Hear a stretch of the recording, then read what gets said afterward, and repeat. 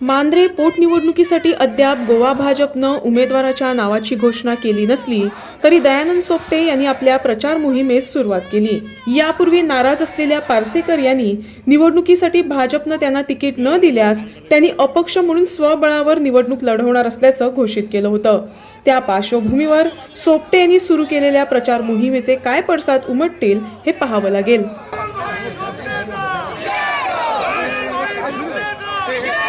माजी मुख्यमंत्री लक्ष्मीकांत पार्सेकर आणि या भागाचे पहिलीचे म्हणजे सामके अध्यक्ष पार्टीचे सो ते आज तुमच्या बरोबर दिसना।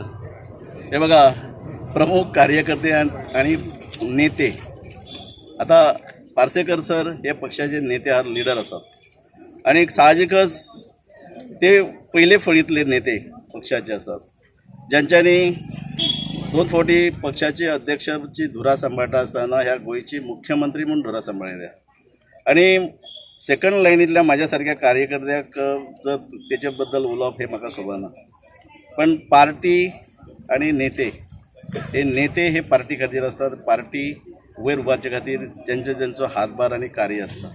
म्हाका दिसता प्रामुख्यान पार्सेकर सर हे नेते आहात, मोठे पक्षाचे नेते आहात, सिनियर मोस्ट नेते आहात, ज्यांच्यानी 2 फावटी परत रिपीट करता ह्या पक्षाची अध्यक्षपदाची धुरा ह्या गोंयांत सांबाळिल्ली आहा।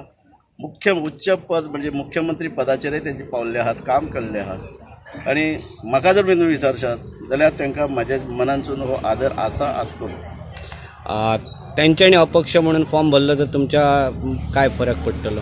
म्हाका दिसता तेजेर कमेंट्स करिना, कारण असे प्रसंग येवचो ना।